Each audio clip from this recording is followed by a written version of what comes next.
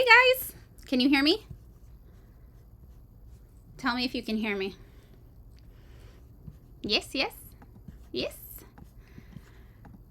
Welcome. Oh, first time chat on Burnt Sienna. Hello. Welcome to the better community, the better live streaming community experience. I'm going to start pulling up some Politico, because no paywall, news stories and see if there's anything there. And if you guys have anything you want to talk about domestic or foreign policy, let me know.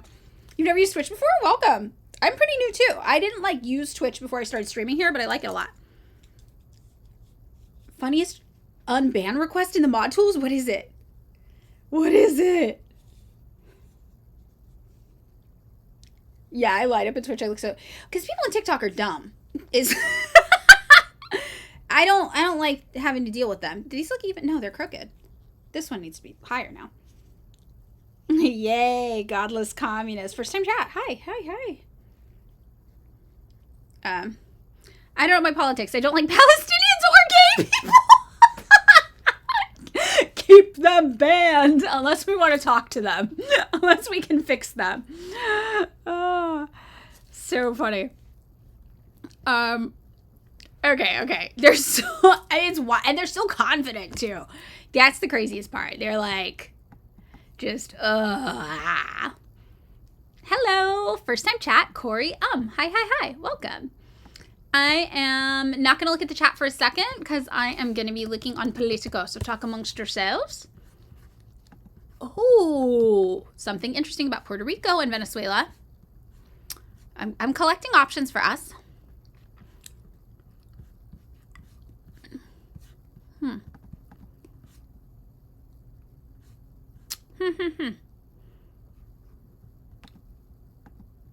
I'm seeing things. We're learning things.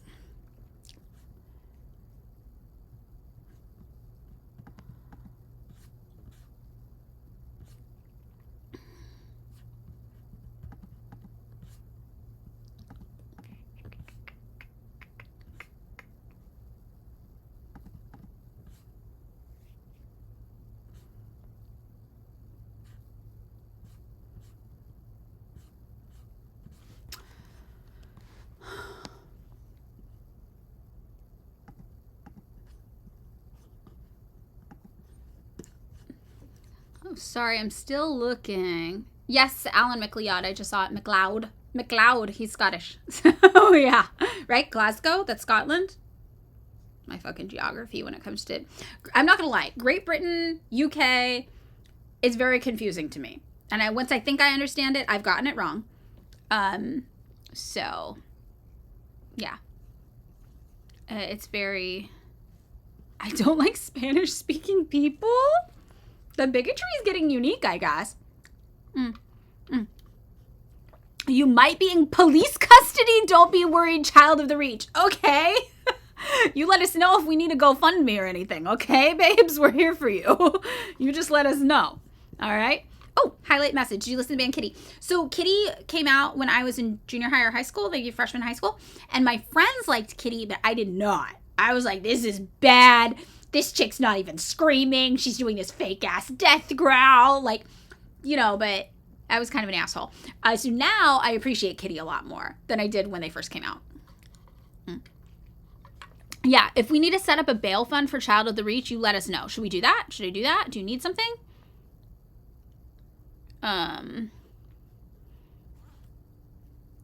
Oh, off probation from when you were arrested after finding out you've been cheated on for years by your ex. Oh my God. Nobody ever cheat on Virgo. I respect that. Jack off Jill.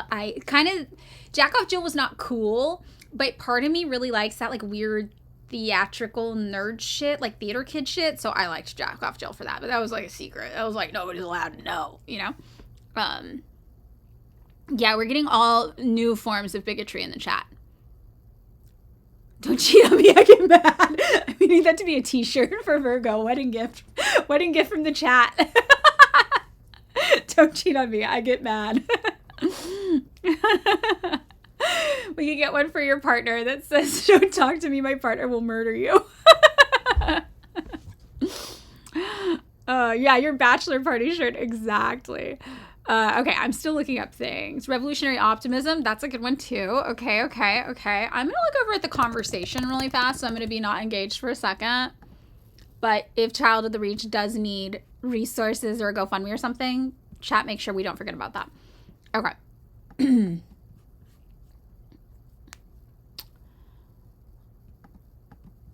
Huh. Still looking.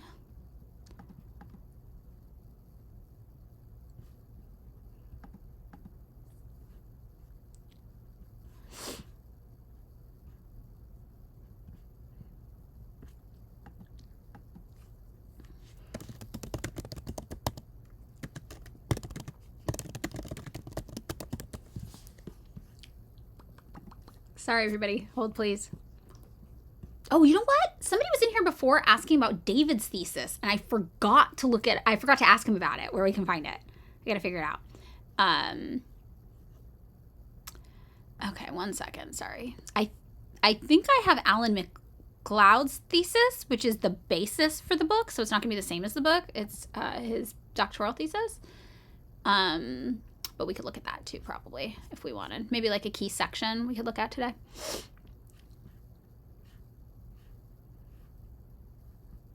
All right. Okay, we got options. We got some options for what to talk about. Oh, you loved the bonus episode? I just lose it. I just get so mad by the end of it. I'm just like, fuck. Oh, that was you. Okay, yeah. Hi. Oh, David's coming at 11 to record podcast today. So we can make him do a guest appearance. I was even like, we could record our regular podcast on Twitch. Like, if we're recording anyway, why not just upload them to Twitch? Yes, a new bonus episode dropped last night. Talk about Operation Condor and Operation Centaur. Yes, Held and Auntie. Machado has links to them, but I know little about them. Yeah, that's pretty good too. That's pretty interesting as well. David is my car right now. David left my house last night, but David doesn't drive. David takes public transportation and was really tired. And I was like, take my car, drive it home, and then just drive it back today. Like, David has parking in his apartment, but no car. So his parking thing for his apartment building just lives in my car. Highlight your message, Comrade Angels. Is Judaism a revisionist ideology? Other Marxist-Leninists say it's fascist. What Marxist-Leninists are saying that? I don't know any Marxist-Leninists who say that. Most Marxist-Leninists honor Kim Il-sung and recognize North Korea as victims of imperialism. So that's pretty wild that you would encounter Marxist-Leninists who say it's fascist. I mean, fascism is a specific system. It's got an economic system of corporatism. It's got a specific political agenda. And I don't think anything that happens in North Korea would fit in with an actual definition of fascism. Wait, this person, what's this one about the opposition? You were looking at the 2024 Venezuela election and you found a website made by the opposition parties that has pics of receipts from electoral tallies that allegedly prove the election has been tampered with. Any clue what happened there? Possibly fakes. Yeah, probably fakes. Again, these election tampering claims have only really been brought up or verified by Western aligned sources. So, and we know that the U.S. has been aggressively trying to steal elections there and destabilize Venezuela for a long time. So I just feel like that's not a very trustworthy thing to rely on. Yeah, I think some Trotskyists would say this about North Korea, but not Marxist-Leninists. So communists, other communists, Marxists, but not Marxist-Leninists specifically. I would say Marxist-Leninists, we are the more practical. We are the most practical in my mind of all communists. Like, we are not idealists. We are not utopian. No Marxist should be. And we just want to do shit that is measurably positive that helps improve the quality of people's lives. That's what we want. We know nothing's going to be perfect, but that's not going to stop us from trying. So I would say that Marxist-Leninists are very, very practical, and we're very based in the real world. So you're not going to really find Marxist-Leninists who like shit on socialist projects as long as they're actually socialist and they have improved the quality of people's lives in any way beyond capitalism, which is like everywhere. So I think that's a good kind of way to think about Marxist-Leninists. We are the get shit doners of the communists. You know, we're like, oh, you guys are still talking? That's cool. While you were talking, we built a school. So class is in session. Go. Ding, ding. Bells ringing. Like, that's kind of the vibe of the Marxist-Leninists in particular. What's the problem with Trots? You always hear people talking negatively about them, but you've never heard the problem is. So Trotskyists are very committed to the idea of the forever revolution, permanent revolution. And this is something Marx talked about. But it's this idea that basically if you have a socialist revolution in a country, you are not going to be able to sustain it really, because you will always fall victim to imperialism and Western violence. And while that is true, Trotskyists take this to mean that you cannot have socialism until the entire world has a revolution, which is, inevitably going to happen, but like in how many thousands of years before every single country develops to that point? Like, it's not super practical or realistic. And because of this, though, Trotskyists will support places that have had socialist revolutions, using their resources to try to push socialist revolutions on every other country around them. So a lot of the stuff people didn't like about the USSR, where they were like, USSR like did imperialism. They obviously didn't do imperialism, because imperialism is a specific definition, right? And it's the highest form of capitalism. They weren't doing capitalism. But the reason why people say that is because the USSR originally was doing the permanent revolution idea. Right? They were doing it. That's what they were supporting. You got 12 guys in a country who want to stage a revolution. They're like, cool, we'll send some tanks. And it turns out that was not popular. People in those countries weren't ready for revolutions. They had not achieved class consciousness. They were not sufficiently there. So these revolutions were not only not effective, it spoiled the idea of communism and socialism to them. It actually set back their class consciousness development while also draining the USSR of resources. So Stalin was like, you know what? Fuck that, we're not doing that anymore. After World War II, Stalin was like, we don't have resources to keep supporting every 12 guys. They did it a little bit in the 1950s, but not as much. And they were like, we're going to focus on us. Stalin was like, we're doing communism in one country. Maybe that could be our theory thing. Maybe we could look up Stalin's communism in one country, if you guys are interested. Yeah, and that was basically what happened. So Trotskyists were like, that's revisionism. How dare you can't do communism in one country. And Marxist-Leninists are like, we don't give a fuck about all that. We want people to live. And this helps people live, so that's what we're doing. And that's the biggest break between the Trotskyists and the Marxist-Leninists. So Marxist-Leninists don't like Trotskyists because we find that they are ideological utopians, and they stand in the way of us trying to make progress and help people. And Trotskyists don't like Marxist-Leninists because they feel that we're revisionists, because you can't have communism in one country. You must do this total world domination, blah, blah, bullshit with your communism. Trotsky was really cool looking, but yeah, people do hate him. His early works, good. And I will say, to Trotsky's credit, it's not like he's wrong about Marx saying that. Marx did say that. Marx also said that Mexico should get colonized by the United States. Not all the takes were bangers, right? Like, it's a science. You see what worked and what didn't. I don't think that worked. So, just like it would not work for Mexico to get colonized by the United States. Like, not everything's gonna land. So it's almost like the Bible. It's like, why are you choosing to focus on this one thing? There's this whole world of other things we could be focusing on. So yeah, that's kind of that. I might have been clumsy with how I worded some of that. Basically. Okay, wait. Spamming. Can someone explain if DPRK citizens need to have exit visas? Yes, they need to have exit visas. It's very common in many war-torn places and places that are being destabilized by the U.S. I had a classmate in college who was from Iraq who had to have an exit visa. That was the first time I ever heard about that. She was from Iraq and she had to have an exit visa, and she was like, yeah, I applied for the exit visa. Everyone told me it would take like 2 years to process. In some weird freak occurrence, mine was processed the next week, and I had to come to the United States not knowing any English, totally not prepared to be here. But basically Iraq was like, this is your one shot. If you don't take it, you're going to move to the back of the queue and you probably won't be able to leave for like 10 years. So that is common in places that have been destabilized, and they need to keep track of their population. They also need to make sure that they're not getting infiltrated by foreign agents trying to do espionage and ruin their country. So they just keep track of their people a little bit more. Workers' World Party and PSL are technically from the Trotskyist tradition, but we split from the SWP over the Hungarian uprising because the SWP considered it to be a political revolution against Stalinism, while Workers' World said it was a CIA-backed counter-revolution. Trots are technically ML. I guess you're right, yeah. But they tend to support imperialism in the name of permanent revolution. Yes. Banger comment. Held an auntie. Yes. Correct. Yeah, so in the 2024 election, according to the Maduro government, Maduro got 51.2%, Edmund 44%, and the rest 4.6%. Yeah, I mean, even by the U.S.'s estimations, those numbers are roughly flipped. So it's like, even if you were believing the American government, like half of the country still loves Maduro. Like that's, it's not nobody. Okay, can someone explain how Obama's sanctions on government individuals impacted the greater economy? Yes. Is that interesting to you guys? Should we choose some topics? Should we narrow it down to some topics?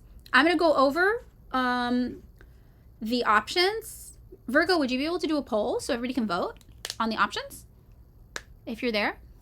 Because we can get some options on the table. Yeah, okay. So let's talk domestic issues first. So domestically, we can talk about I guess that's foreign policy. Ugh. What can we do about domestically? We can talk about the economy. There's an article about the Fed and what's going on with the economy for 2026.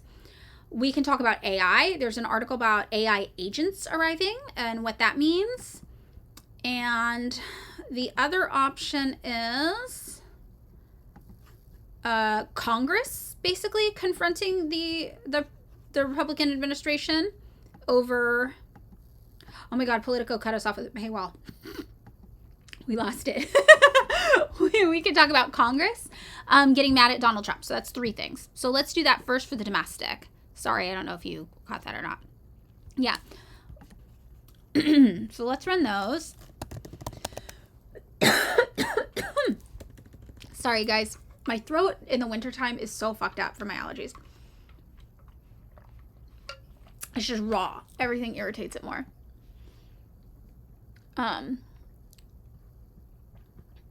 So, yeah, we'll see about that. Waiting for the results to come in.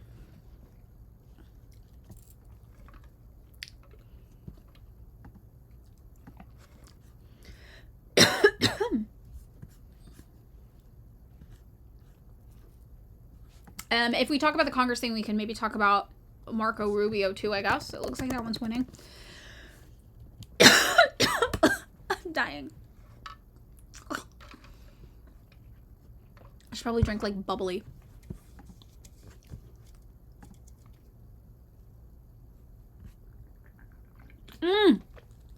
Hydrate. I'll be right back with water. Hold on.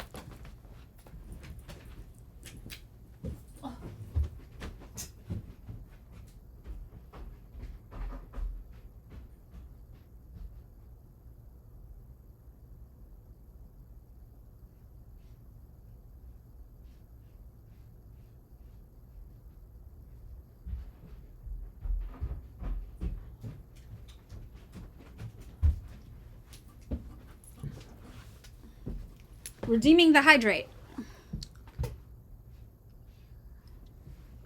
Wait, really? Congress. Okay, yeah. Somehow Maduro won this poll. Okay. All right, okay. So we'll talk about Congress. I'm going to see about Marco Rubio and Venezuela too. Maybe Marco Rubio in general. Marco Rubio crashes and burns defending Trump's plan. We'll talk about him as well. All right. Hold on, please. Boop, boop, boop. Okay. We're getting it ready. All right. So we're going to talk about Congress. So the name of this article was Capital Agenda. Congress confronts Venezuela fallout. Marco Rubio, Pete Hegseth, and other administration officials will brief top lawmakers on Monday. Today is Monday. Eep. Oh, hydrate. No. Oh, somebody else said it. Okay, I was like, I missed one. No, okay. People on TikTok comments who all claim to be from Venezuela, I checked their location on some website. They're all from Nigeria, or they use 500% bots. Oh, wow, that's really interesting. Okay, so Venezuela will dominate the congressional agenda this week, with Republicans lacking a unified vision on what happens next after the capture of Nicolas Maduro. Seems like maybe they should have figured that out first. But okay. And the Senate poised to vote to limit further attacks without lawmaker approval. Secretary of State Marco Rubio and Defense Secretary Pete Hegseth, Attorney General Pam Bondi, CIA Director John Ratcliffe, and Joint Chiefs of State Chair Dan Kane will brief top lawmakers on this weekend's Venezuela attack at 5:30 p.m. on Monday. So we've got some time to go. The members receiving the briefing include the top 4 congressional leaders, as well as senior House and Senate members of the Intelligence, Armed Services, Foreign Affairs, and Foreign Relations Committees. Trump himself will speak to the House Republicans Tuesday at their annual retreat at Kennedy Center. Senate Majority Leader John Thune and Minority Leader Chuck Schumer are also working to schedule an all-Senate briefing as soon as midweek, according to 2 people granted anonymity. The big question: who will run Venezuela? Republicans have largely rallied behind the administration's capture of Maduro and his wife, Celia Flores, but there's some daylight between them when it comes to what happens next, and some emerging distrust within the administration. Trump, at least initially, praised Venezuelan Vice President Delcy Rodriguez, now the country's acting leader, as someone he could work with. You know, Rodriguez came out and was like, we stand with Maduro. Everybody saw that. His comments were at odds with the wishes of the Florida Republican lawmakers who prefer Venezuelan opposition leader Maria Corina Machado, the fascist. Remember, Machado, only 9% approval rating in Venezuela. Okay, I can find that if you guys want, actually. A lot of people were surprised to hear that who, like, had Venezuelan friends and family. They're like, what are you talking about? Like, my wife is Venezuelan. She and all her friends and family love Machado. I'm like, right, but you live in Florida.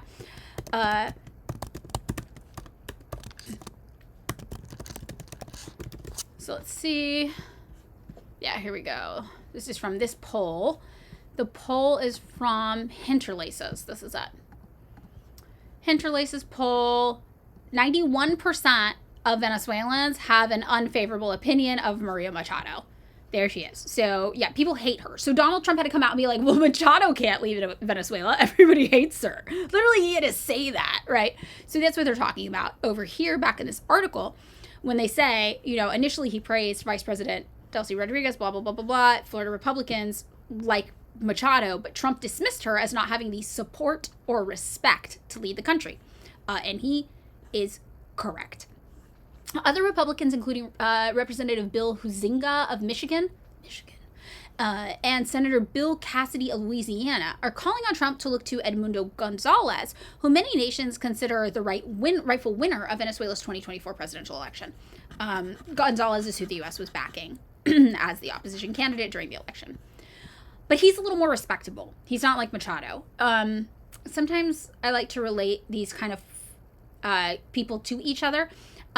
So, like, if you're thinking Ukraine at all, if you're familiar with Ukraine, Machado is like the Timoshenko, okay? And Gonzalez is more like, who's that guy whose wife was in the State Department? You know what I'm talking about? Poroshenko, maybe? Poroshenko's the sweets guy. Who was the guy? You know, the guy whose wife was in the State Department, though. More classy. He's got, like, a nice formal education. He's a little more classy. He's not, like, a raving lunatic on social media like Machado is. But he's still Western-backed. He's still U.S.-backed. Behind the scenes, some Republicans are entering the week, as many Democrats are saying publicly, feeling misled by Rubio and others in the administration about what the end game has been for Venezuela. Lawmakers have generally trusted Rubio, their former colleague, but the Venezuela attack is straining the relationship. The girls are fighting. The girls are fighting. Okay, so Rubio on Sunday was vague on the administration's transition plans for Venezuela. Instead of outlining Trump's plan to run the country, he said the U.S. is not occupying Venezuela and is instead implementing a quarantine that allows us to exert tremendous leverage over what happens next. I can see why Republicans are confused. That doesn't really make sense. That's not a plan. Those are just some words. Marco Rubio is just like, here's some words. You know what I mean? That's not actually making a statement. Okay, so the war powers vote. Despite some bipartisan misgivings, it doesn't yet appear that there will be a groundswell of GOP opposition to Trump's move if the Senate votes this week on whether to limit further military action in Venezuela without congressional approval. A number vote on the issue garnered support from just two Republicans. Rand Paul, that guy, isn't he a libertarian? Did he just run as a Republican? I thought he was a libertarian, Rand Paul, pretty famously, right? And Lisa Murkowski from Alaska. Life on the couch, you were correct. It is not an occupation. It's an occupation. It's going to be totally fine. Thanks, Marco Rubio. Yeah. Rand Paul is a libertarian. That's what I thought. So House Democrats in a private meeting Sunday discussed how they would force Speaker Mike Johnson to hold a vote on war powers, according to three people granted anonymity. House Republicans in December narrowly defeated a resolution to block military action in Venezuela, with Representatives Don Bacon, great name, Republican from Nebraska, Don Bacon, and Thomas Massey, Republican, Kentucky. I just think if you were to imagine the name of a Republican politician from Nebraska, you would imagine Don Bacon. That is like, you would invent that name for him. You'd be like, his name's Don, first name Don, last name, fuck it, Bacon. And that works for Nebraska to me. Massey's aggressive rebuke of this weekend's attack is opening a new front in his primary as he faces off against Trump-backed challenger and former Navy SEAL Ed Galrain.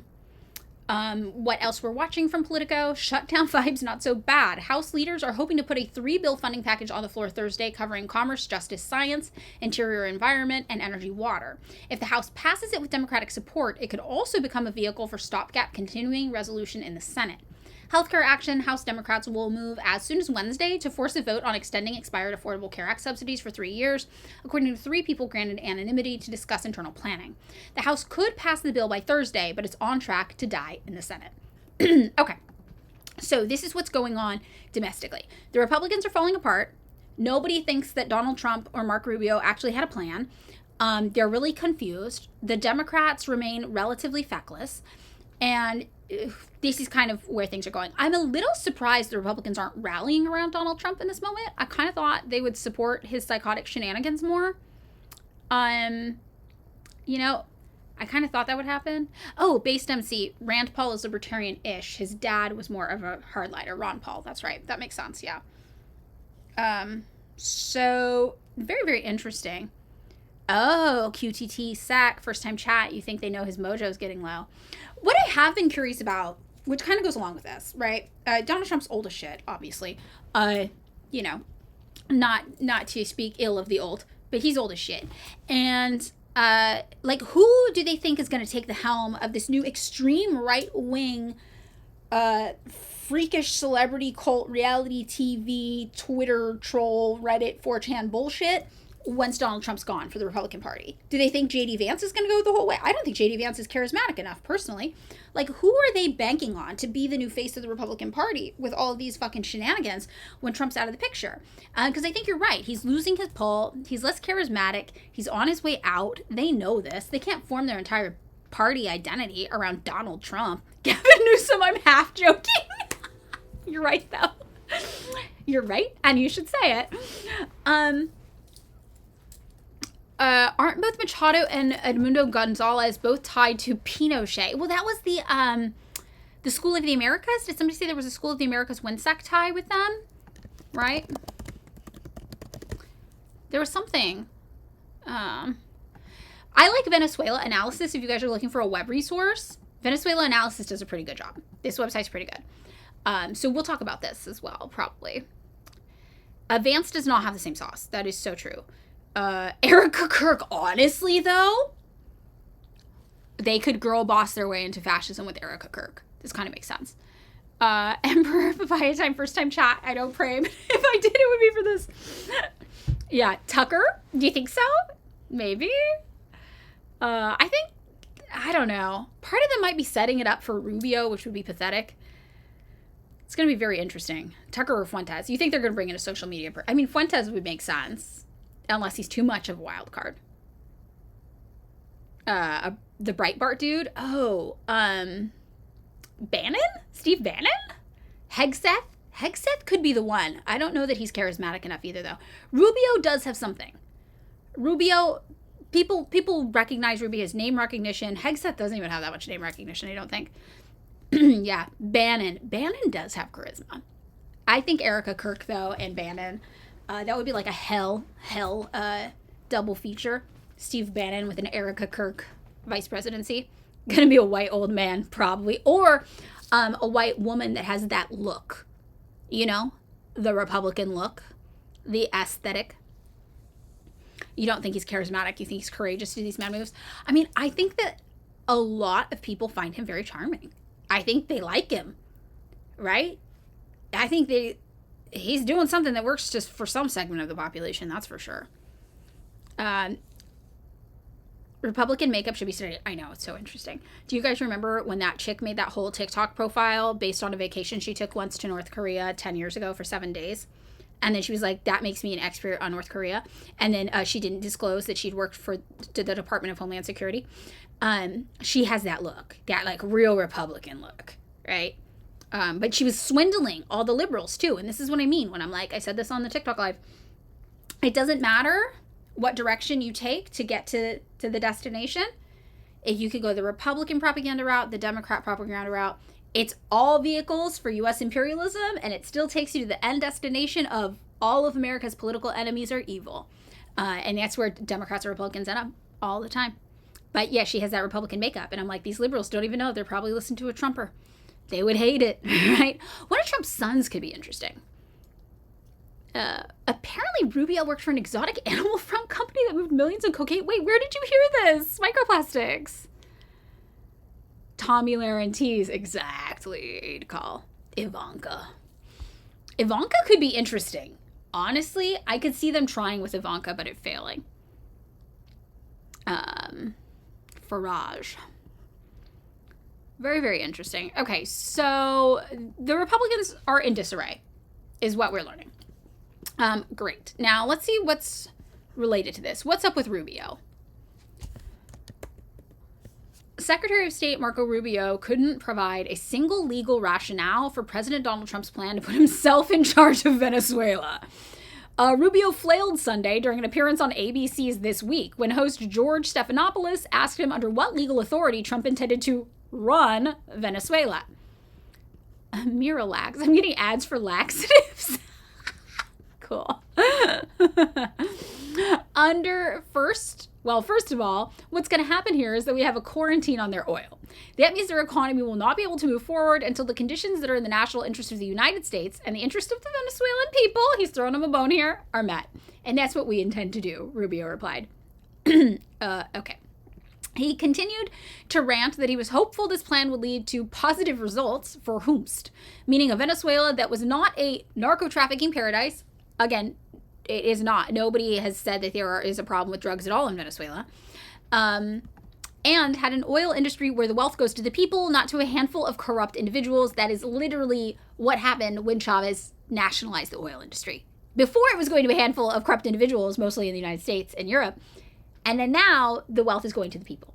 Now, obviously, they're struggling under the sanctions. But under Chavez, the economy was cooking. So, unfortunately for Rubio, the question hadn't been, what are your hopes and dreams?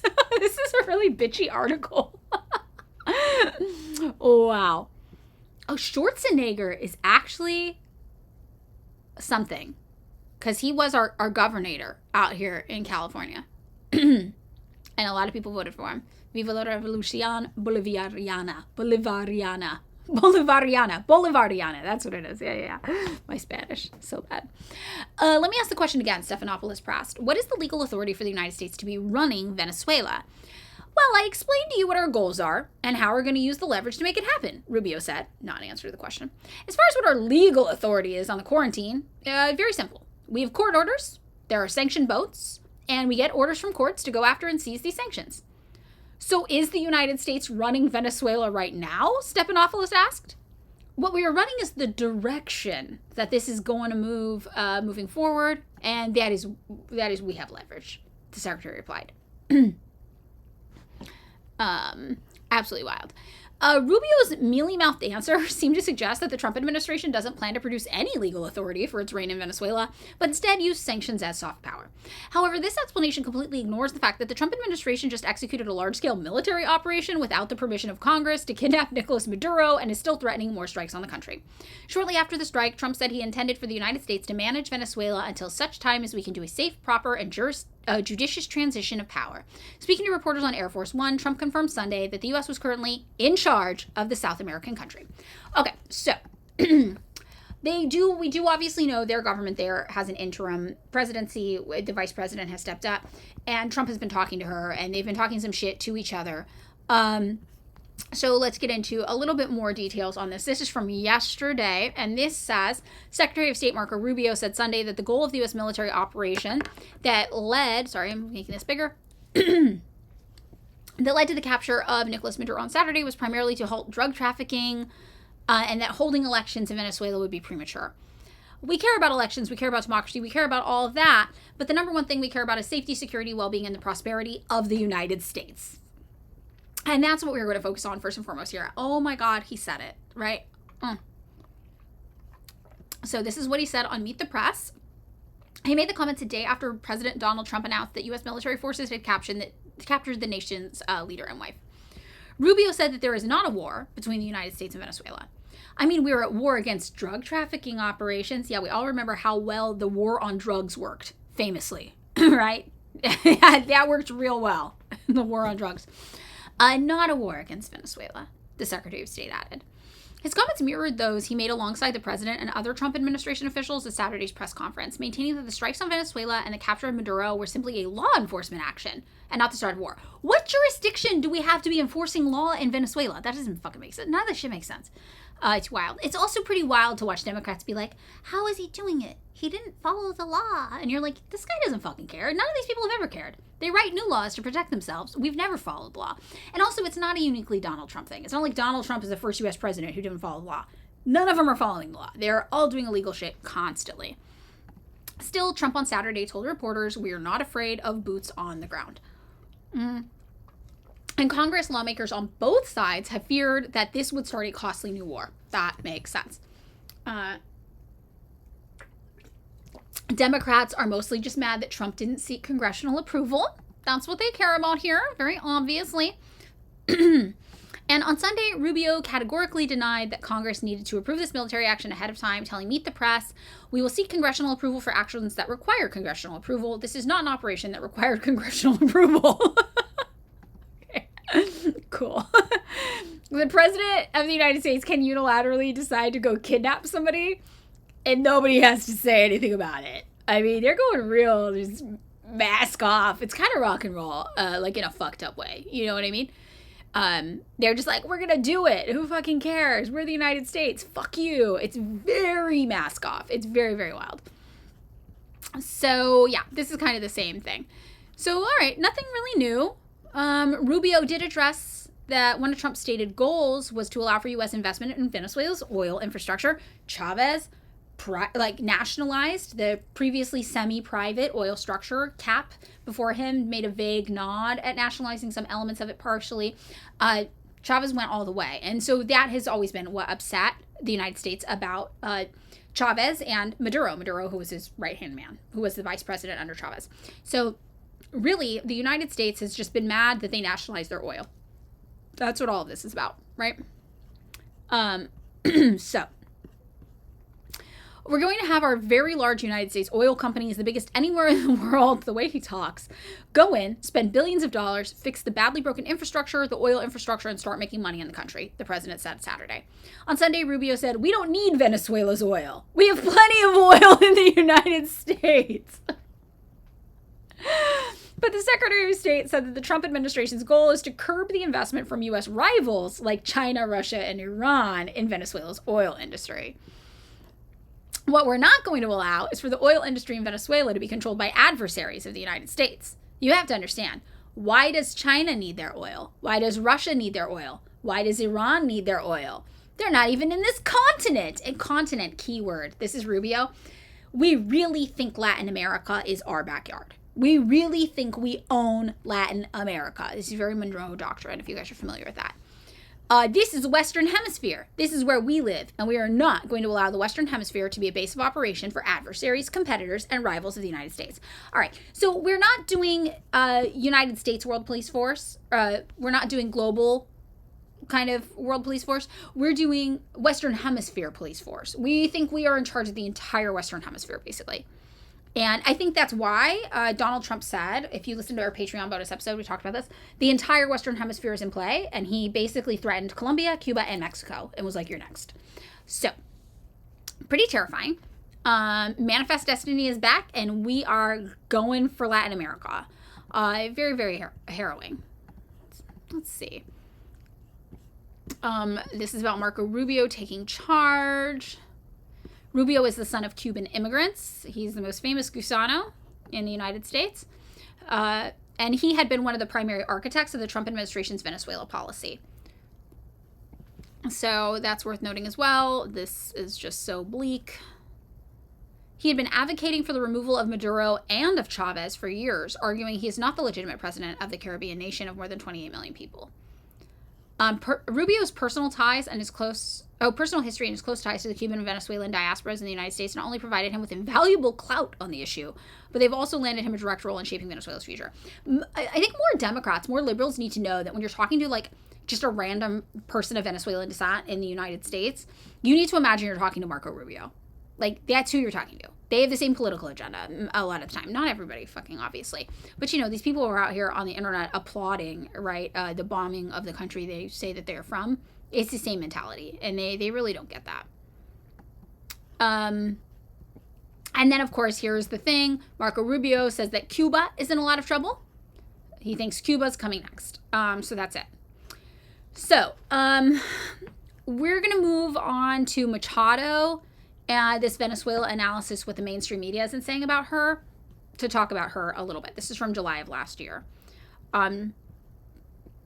You have Venezuelan family. They weren't celebrating at all. They had to flee the city. Exactly. And when you see people who live in Venezuela, they are one of two things. They are pissed off and ready to die in the streets to defend Venezuela from United States imperialism, or they're terrified for their lives. They are not dancing. They are not gleeful.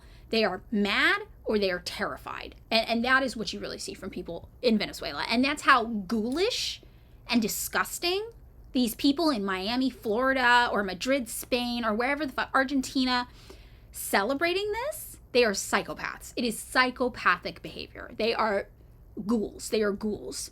Colombia as well. Yeah, Colombia and Cuba both are on the chopping block. It's wild. So, yeah, pretty wild here. All right. So, again, we all know Machado, 9% approval rating in Venezuela. Nobody likes her, but the United States liked her. We propped her up.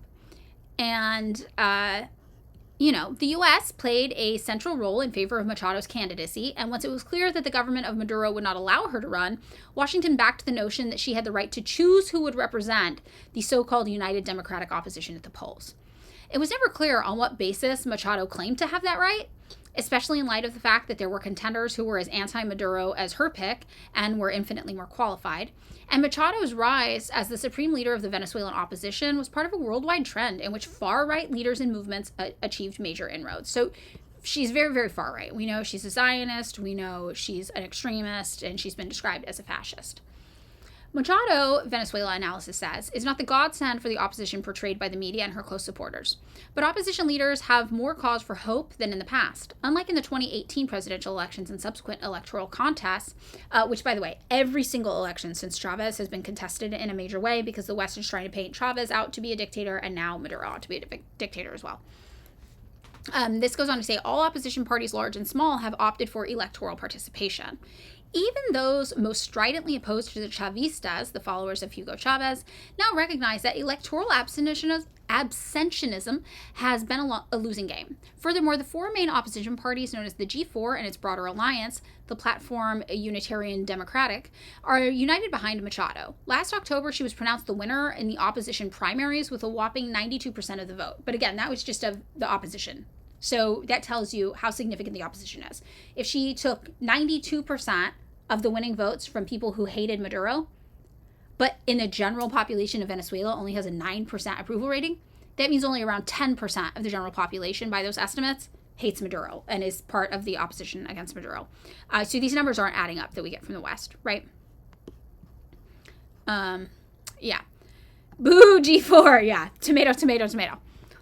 The Venezuelan government has disqualified Machado from holding public office for a number of reasons. The initial one was her acceptance in 2014 of a diplomatic position from the government of Panama, enabling her to address the Organization of American States, where she called for foreign intervention in Venezuela, going back to 2014. This is, by the way, Chavez had just died, and they were in a period of political transition. This is the same year Obama imposed all of the sanctions. In June of 2023, the National Controller reimposed the ban.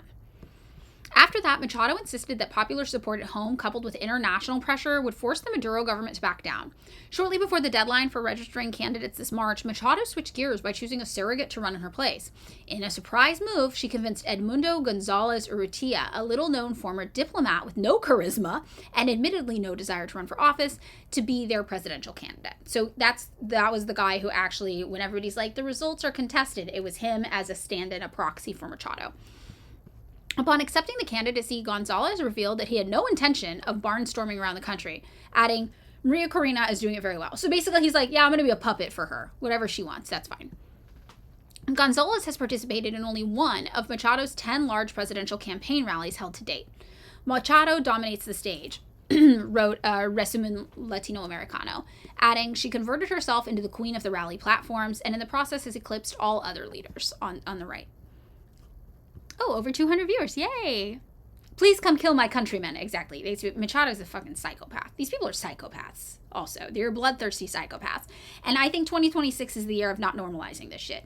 Like, fascism's on the rise. Anti-communism is on the rise. People are literally like, yeah, fuck it. Kill them all. It'll be liberation. We need to really start cracking down on these people and be like, yo, you sound like a psycho. Like, what are you saying? And we got to do it in a way that they relate to, that's easy for them to understand, that applies the appropriate amount of social shame, because this is not great. I can't copy and paste in the chat for some reason. It doesn't let me. But here's the URL up here. If you search Venezuela analysis and then you look up Maria Corina Machado, what the mainstream media isn't saying about her, you can get to it. I can also do a tiny URL if more of you guys want to. We're talking about Machado. You know what? I'll do a tiny URL for you guys because then I can just type it. For some reason, it doesn't let me copy and paste in the chat while I'm streaming. I am not sure why, but this is small enough that I can type it. Okay, so it is tinyurl.com/E7YWW7VK.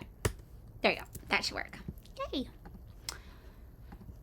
So the Venezuelan government has disqualified her. Oh yeah, for a number of reasons. We talked about that. After that, Machado insisted that popular support at home coupled with international pressure would force the Maduro government to back down. Shortly before the deadline for registering candidates this March, Machado switched gears by choosing a surrogate to run in her place. Oh, we did this already. My bad. Sorry, guys. Bouncing around. Pinned the URL. Thanks, Virgo. Here we go. In spite of the opposition's unity, or at least the appearance of it, two major political currents supporting the candidacy of González Urrutia are in some ways at cross purposes. For the center right, which is led by the G4 parties, Democratic Action and New Time, and some of the leaders of First Justice, I guess is what that is, unseating President Nicolas Maduro is the one and only priority, and to do so, the unity of the opposition is essential. In fact, it almost doesn't matter who the united candidate is, because the opposition's principal message is that the removal of Maduro from office will put an abrupt end to the country's economic hardships. Again, they're economic hardships caused by U.S. sanctions. So I imagine if they vote in a capitalist who does business with the United States will lift their sanctions, and in that way, they are correct. It will probably improve their economy. However, they'll have to sell their souls to do it, right? Oh, this is a great question from First Time Chat, Dekvian. How come fascist parties nowadays choose women as representatives? Maloney, Machado, Ayuso, Takaichi, Weidel, etc. I love this question. I have two kind of ideas that come to mind. The first is kind of identity politics. Identity politics has become the name of the game. Democrats have popularized identity politics. And Republicans basically are like, we can do identity politics too. Like, look, we got a woman telling you abortion should be legal. Look, we got a black guy telling you that racism isn't a real problem in the United States. So they are really leaning on identity politics as much as they would hate to admit it, just as much as Democrats are.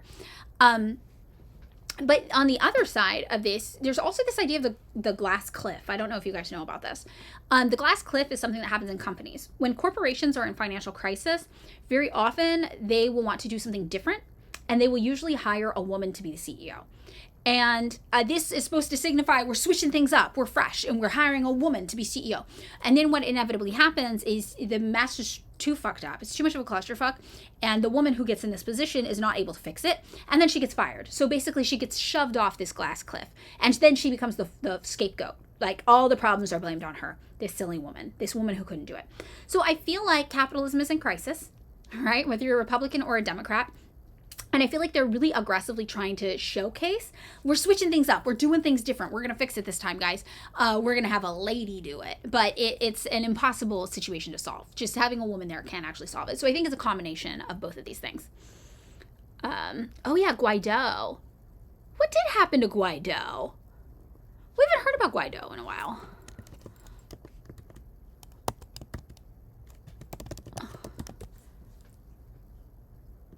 He's still alive. 1983. Yeah, he was like their businessman darling. Everybody was obsessed with Guaido.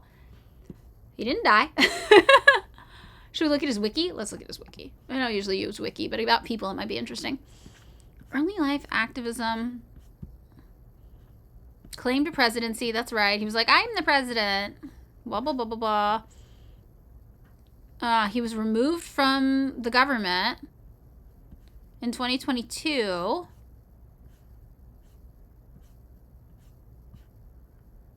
Plans to oust him. Operation Freedom.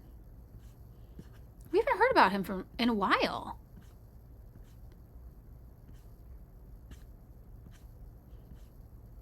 Domestic response. Exile. Oh, he lives in Miami. Of course he lives in Miami. Duh. He's in Miami. Where else would he be? Oh my God. He lives in Miami.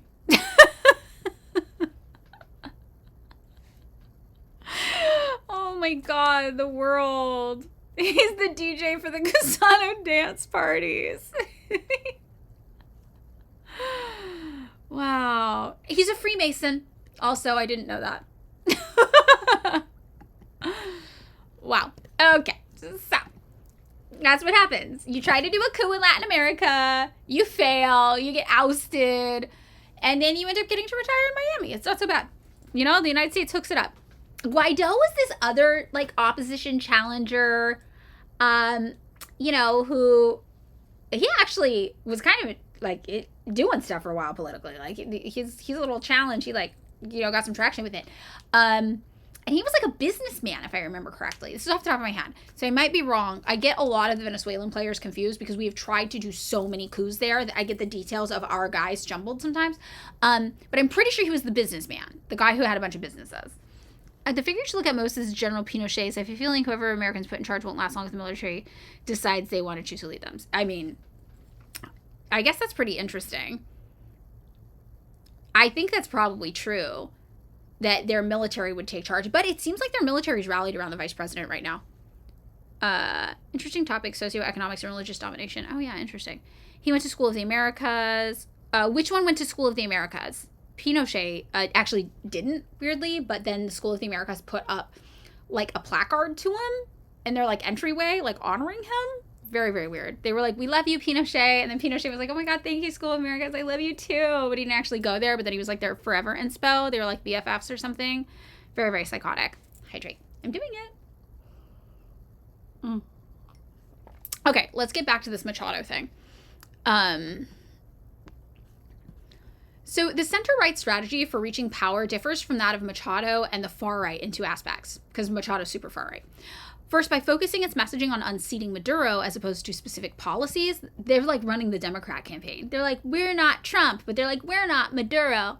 The center-right hopes to guarantee unity of the opposition by avoiding divisive positions, standing for nothing.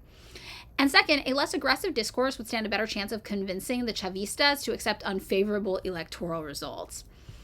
Eduardo Fernandez, a presidential candidate in 1988 who aspired to be their candidate in 2024 on the right, called for national unity and reconciliation as a way to guarantee unity of the opposition and to convince the Chavistas to relinquish power without fear of retribution. Again, people will try to convince you that Chavistas are a minority in Venezuela. They are not. Chavez was extremely popular. And even by U.S. standards today, even the U.S. estimates still say that roughly half of the country are Chavistas, and it's probably more than that. Those are probably very, very biased figures. I wouldn't trust that. Okay, so let's see.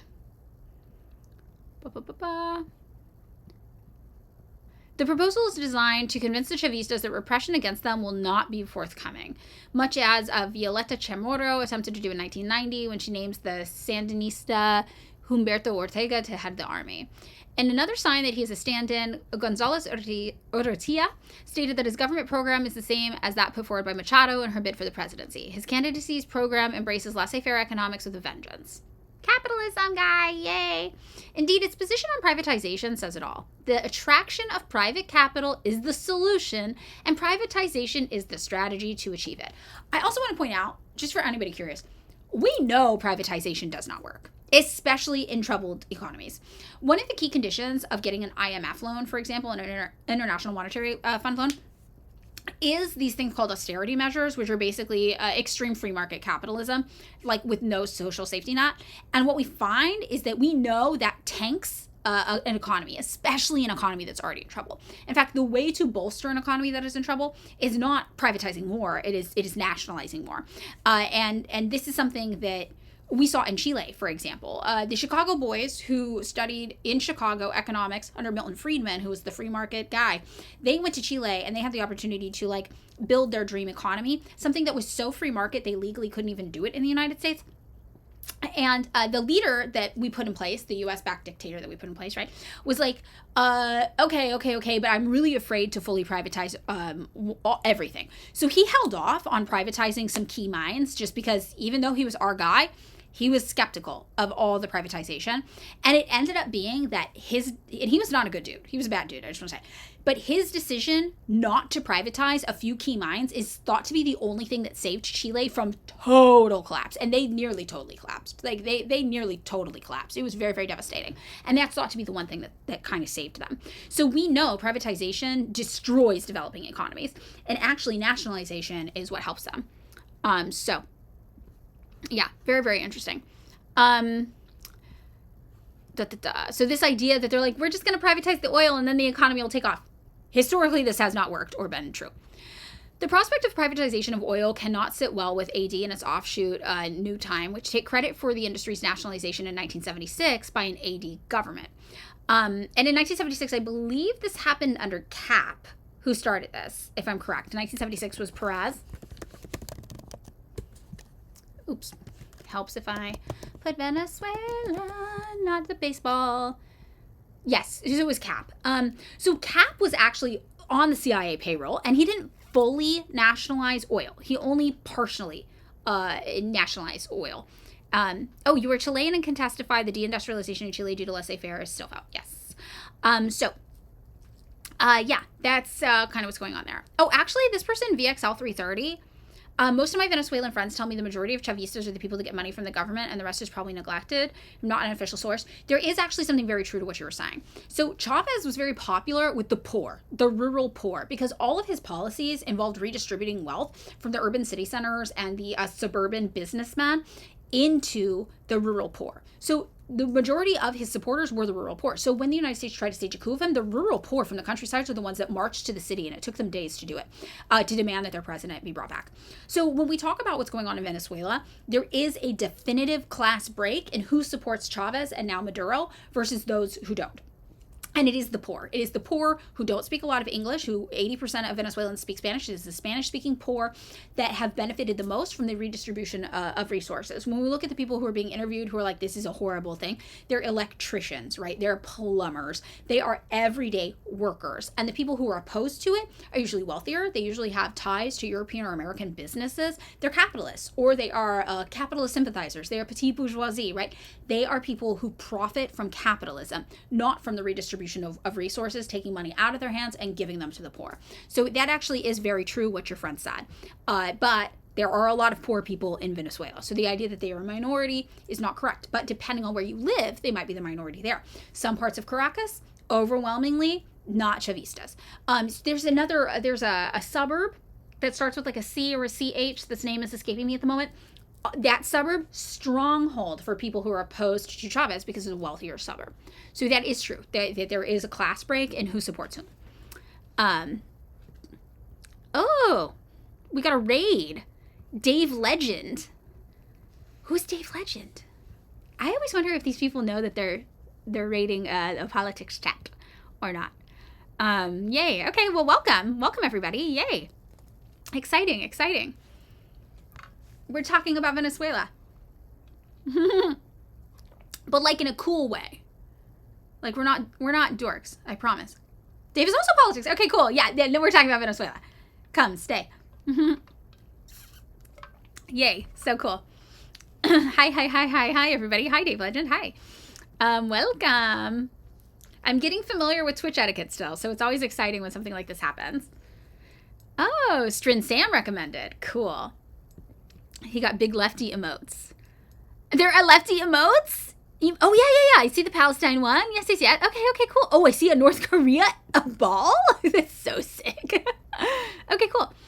So actually the period Trump is pretending to be covering with Monroe Doctrine is a long period known as the Banana Wars. Yes. To refer to a series of U.S. military occupations and interventions in Central America and Caribbean. Yes. Totally. Yes. The Banana Wars. Yes, you are correct. The thinking saber cat. Petite bourgeoisie. Marxist-Leninist traders. Yay! Yay! Fidel emote. Yes. Free Maduro. Yeah. Yeah, I know. It's been over a month. It's so wild. We had our first month on Twitch. We started slow, but it's been really fun. I've been really liking it. Much better community here. And they let you be more lefty here on Twitch, from what I can tell. Yay. So, yeah, we're talking about Machado and her historic ties to things. What we got going on here. So, we're going to get back into it. Un Nuevo Tiempo's Manuel Rosales, who Bloomberg stated tends to be more leftist in his ideology than Machado, launched his presidential candidacy supported by the Fuerza Vecinal Party, which explicitly opposes oil privatization. Machado's supporters criticized another presidential aspirant, Henrique Capriles, for saying the oil is the people's. So again, oil is a big deal there. That is their central thing of their economy, right?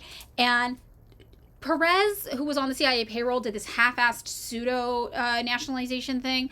But that was one of those things where he was trying to throw the people a bone. We later found out he was on the CIA payroll, remember? He was trying to throw the people a bone so that the people didn't full-on revolt and demand communism, socialism. But it didn't work because eventually they went with Chavez, and Chavez fully nationalized the oil. So, yeah, that's what's been going on over there. So it's even some people who are conservative are like, we can't privatize all the oil. Like, they're thing that's saving us, which I think is really interesting.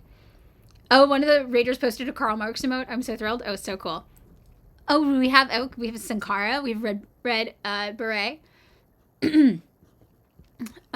Valkyrie Justice is correct in this also. So, in spite of the differences, Machado has gotten her way at each instance. For example, Primero Justicia's Enrique Capriles, who was also prohibited from running, dropped out of the primaries in order to avoid giving the government an excuse to keep the PUD completely on the sidelines. But Machado refused to do the same. Then she insisted on her right to choose the opposition's main candidate. The PUD heavily debated the issue, but again ended up giving in to her demands. Some PUD leaders supported Machado out of fear that she would opt for electoral abstentionism, a possibility that Capriles alluded to during the primaries campaign. Since Machado chose Gonzalez, she's given orders to her allies not to refer to the total privatization of health education in the state oil company because it's not popular. Even with people who are conservative, they are still afraid of that because that has been the lifeline for Venezuela. The thinking saber cat, what's more likely is they're probably going for the Norway model where the state owns 51% of the oil industry. Exactly. And that was what Perez basically did. Yeah. So that was kind of his model. I think he even specifically was like, we'll own 51%. Yeah, Machado was banned from running because of her sketchy ways. Hydrate. I'm hydrating. Oh, we also got Yellow Parenti. Oh my God. We got Yellow Parenti. Nice. So this is going to talk a little bit about the relationship Machado has with Washington. Among the leaders of the Venezuelan opposition, Machado is Washington's unmistakable favorite. The Biden administration, remember this article is from 6 months ago, backs her, even though she expressed sympathy for Trump on the eve of the 2020 U.S. presidential election. So remember what we say. Democrats and Republicans are getting different sales pitches, but they're getting sold the same bullshit at the end of the day, and they're falling for it. I don't know why I didn't make you a Parenti one. I have to make the animated ones. I've made no animated ones. So that's an opportunity. And I will do better for you all. I also should have made the Karl Marx one a lower tier because I would love to see it more. And it's really cute. Oh, you accidentally clicked. Yay, Skelly1312. No, you're in good company. You're in the right place.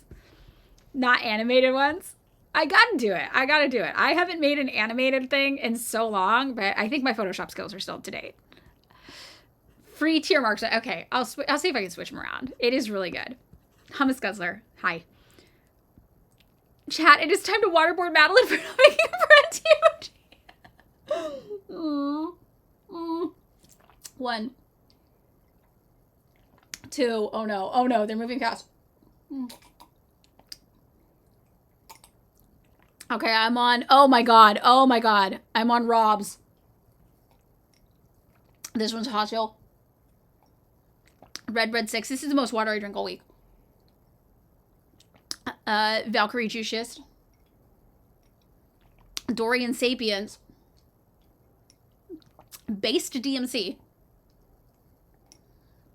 Girly Pop Amber. Great name. Comrade Lilith. Emperor Papaya Tea. I'm out of water. I'm going to have to get more. Oh, hold on, you guys.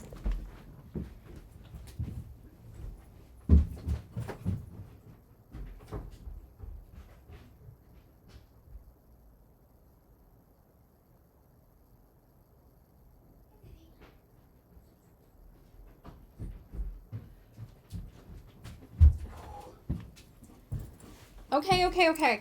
All right, I left off at Emperor Papaya Teen. Where are we? Omaskas. Ham on pizza. Skelly1312, new. Hi. Bethers, I didn't know you were in here. Ben Tullis. Hey, Dan, I'm getting waterboarded for not making a parenti emote. Ghost Pain. Grunge Judy. Ginger Trash Panda, hi. Mamishka, this is so much water for me. You guys are going to notice a change in my skin after Twitch streaming. Violet Blossoms. I know this steak doesn't exist. Bethers again. A bun. Asian Silva. Radio Rebel.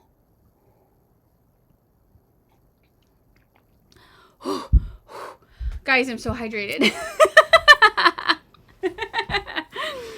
Oh. I did it. I'm violently uninformed. What is a parenti? A parenti is a type of goat. Parenti is a great author. Parenti has a number of books. We'll pull it up. That you can check out. This is Michael Parenti. Michael Parenti also, what was the thing recently where he was like, God, I'm trying to think. There was something that everybody was like into some invasion, and Parenti, it turns out, in retrospect, was like the only person who was like, nah, fuck that invasion. Like Bernie Sanders was for it and stuff. I can't remember what the fucking invasion was. That Bernie Sanders was like, yeah, fuck it, we're going for this invasion. Was it Yugoslavia? It was Yugoslavia. It fucking was Yugoslavia. Yeah, well, because people think that Parenti's takes on Yugoslavia are like edgy or something like that. But yeah, so Black Shirts and Reds is the text that people usually recommend. So if you're new to Parenti, this is the text that people recommend usually the most often. And it's good. And there's audiobooks of it, and it's a pretty easy read. And it's about basically the history of anti-communism and how anti-communism benefits fascism. And I would say it's really relevant to read now because we're seeing capitalists more explicitly flirt with fascism, want to move in the direction of fascism, employ fascist tendencies. And along with that comes an uptick in anti-communism. So this book will help you understand the history of those two things and how they relate. And I think it's a good read. So yeah, he ended his friendship with Bernie over it. That's right.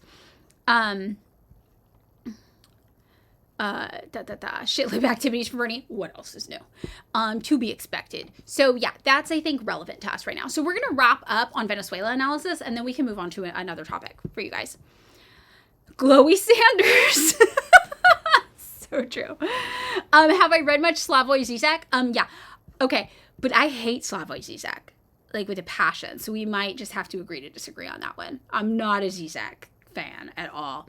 But you said you like his psychoanalysis of film. That could be fine. I have never read that. I've just read his political takes, and I'm like, so different, I guess.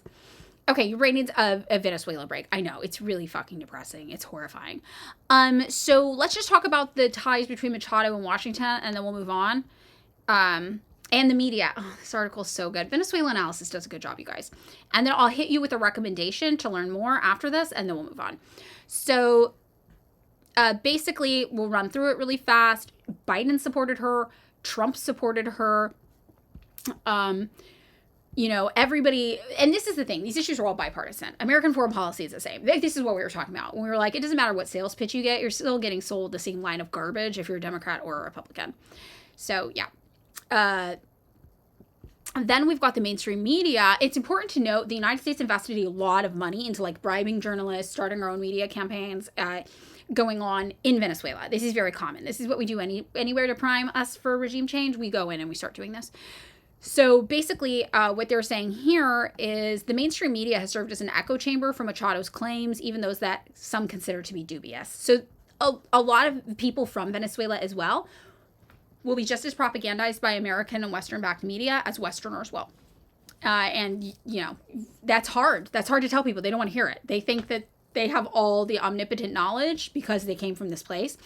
And it's hard to tell them, like, hey, babes, you guys were just as propagandized as Americans are because it's all getting funded by the same source. And that's difficult, especially in the world of that whole liberal listen to X voices kind of identity politics thing going on. So very, very challenging to get through with people, right? Hard. Leon questioned her claims of enjoying 80% support of the electorate and adds that the rallies of Capriles for the 2012 presidential elections were absolutely and clearly superior to all of Machado's mobilizations. And again, we found out from new independent polling that she actually only had 9% of the voting base as support. And she's obviously tied to the rise of the international far right. Back in 2012, she received less than 4% of the vote in the opposition presidential primaries. So that's not even the total population. That's of the right. Only 4% of the far right liked her. So it does seem like she was hand-selected by the United States. Very, very interesting. So this article, again, 6 months old. I think it's a good one. I recommend Venezuela Analysis. They do a pretty good job.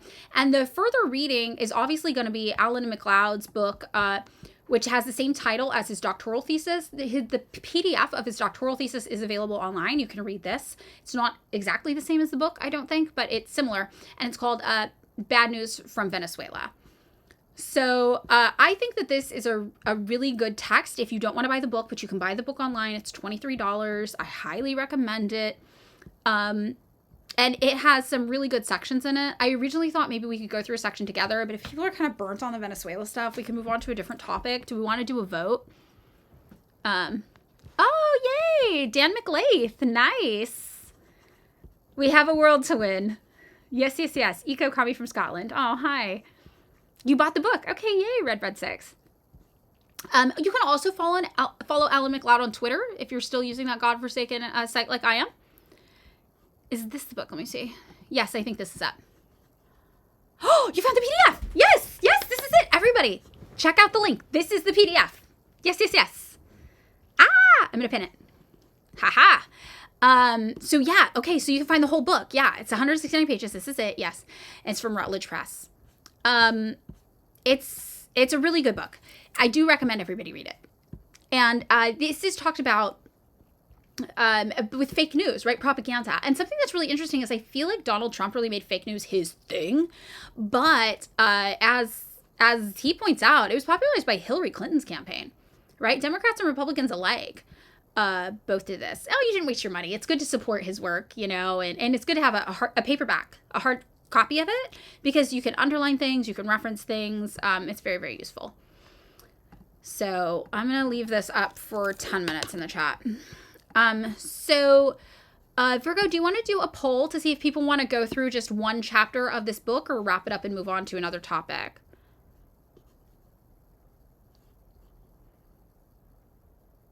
How long do we think Trump will stick to all this threatening behavior when the AI bubble bursts? It could remove 19% of the U.S. GDP in minutes. I think he will stick to it and commit to it worse if our GDP is threatened.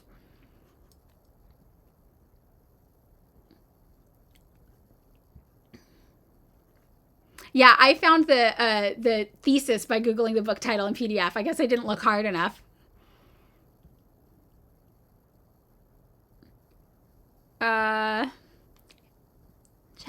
Chapter? Should we move on to read? We got a poll. We got an official poll. Vote in the poll. Vote in the poll chat.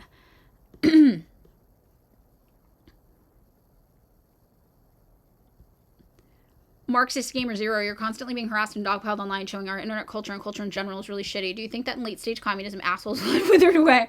I mean, I think so, yeah, because when you talk to people who live in even places who are under socialist leadership, you know, like if you look at China, people are like, well, the culture there, people just aren't assholes. Like I hear this a lot from gay people who go to China. They're like, are they as progressive on gay rights as the Western world? I don't know. And that's actually a good thing, because it doesn't matter if I'm walking down the street and that granny hates my way of life. She's not going to make it my problem. That's just not the culture there. People mind their own business a little bit more. They keep their bad opinions to themselves. And I really think that that is representative of a culture that includes education and community building and thinking collectively, and the we, not the me. Read a chapter. Okay. Sorry, everybody. We're stuck on a chapter.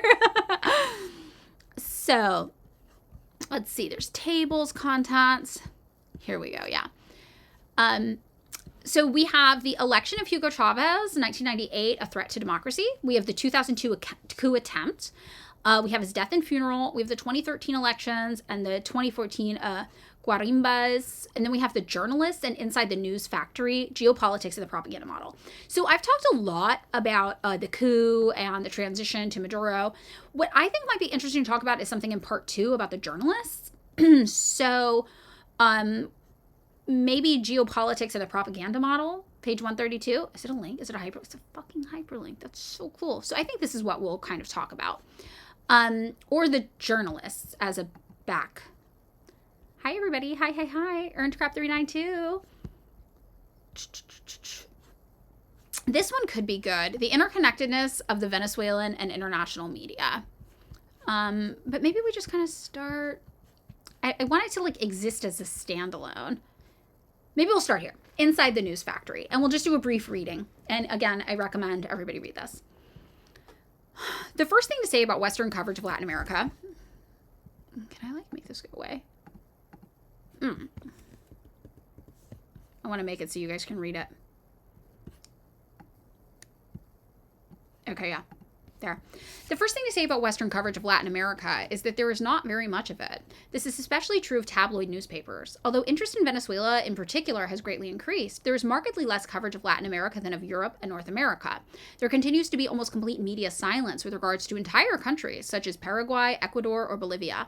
Virtually all of the information that British and American people receive about Venezuela and South America more generally is created and cultivated by a handful of people. And remember, his degree is from Glasgow, hence him mentioning Britain. Yay! Cheesy Potato 20 here for us. Cool. In 2009, Davies noted that more than 40% of the world's nations have no major newswire staff stationed inside of them, and that figure is rising. I never fixed my battery in my smoke alarm. Okay. Judging by the amount of column inches the continent receives, there is a distinct lack of interest in the West. There was a distinct feeling among the interviewees that Latin American news mattered little, and there was a shift towards Asia, particularly China, as that is considered the future geopolitically and for Western investors. However, due to the connections between Latin America and the U.S., the region was considered America's backyard for a long time. There was more coverage in American newspapers, with the Miami Herald providing the most. Guaido. This is due to the high number of Latinos living in the city that is often referred to as the capital of Latin America. I'm so sorry about the smoke alarm sound. Therefore, there is still demand for news on Venezuela from some quarters. Most of the experts interviewed felt that there was clearly an editorial line. Hudson stated, unless you've got some sort of theory about the editorial line of the newspaper and the interests that newspaper serves, you do run into trouble in terms of explaining the stories that get run. Therefore, journalists were asked about how the news is made and where the initiative for the stories comes from. There was a mixed response. The ideas for most of the stories they run come from themselves. However, on occasion, they were instructed to write about a particular topic or incident. The journalists were also asked how much pressure they felt they were under from their editors. They initially rejected the idea that they were under any pressure to conform to a certain editorial line, as some academics believed. Furthermore, journalists who reproduced the dominant narrative on Venezuela dismissed the claim that editors censored them. Jim Weiss said, "I've never heard anybody in their international press saying they were being restricted in any way." Yet the dissenting journalists, Jones and Kennard, contradicted this idea. Bart Jones. What you might see from your editors in New York a little bit more would sometimes be some of the direction too, when it came to the political stuff anyway. They were very careful to make sure that a certain point of view was strongly in there. I think you definitely had to temper what you were writing. There was a clear sense that Chavez was a threat to democracy, and we really need to be talking to these opponents and get that perspective out there. You know, there was this emphasis put on this.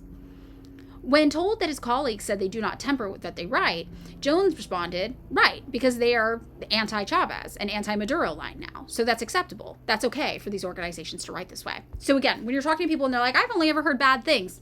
Yes, the editors are literally censoring people who try to say anything good.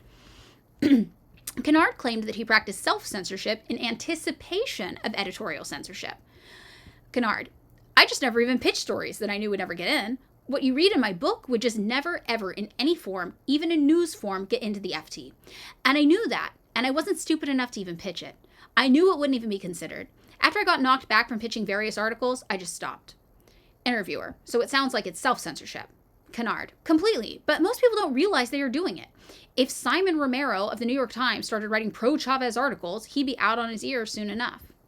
He also gave specific examples of editorial censorship in favor of state power. Kennard, at the FT, I imagine that's Financial Times is what I'm guessing, I actually carried on writing as I would, so I put in things like US-backed when describing US-backed dictators, when the convention is just to put Russian-backed or Iranian-backed if they're a bad guy.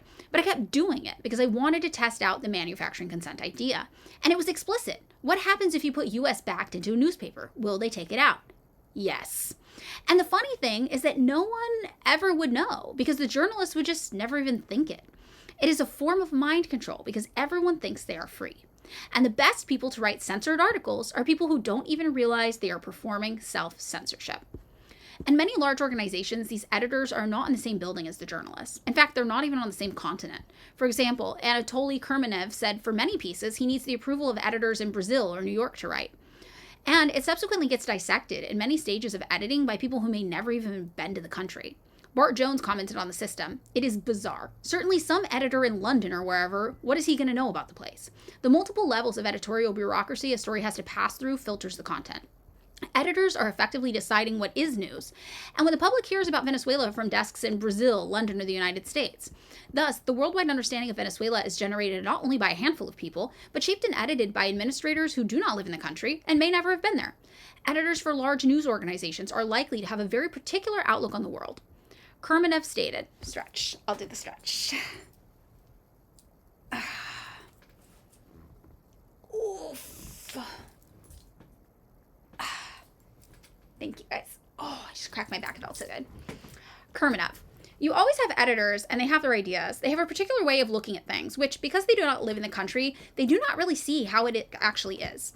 I changed that for flow. I just realized I did that. How it really is. They do not really understand it, especially a country like Venezuela, which is really hard to get your head around. This PDF, hold on, I'll give you guys a tiny URL. Oh, is it pinned still? Oh, it's still pinned. It's pinned to the top. It's pinned to the top of our chat. Do you guys see it pinned? Okay. And we're on page 129. So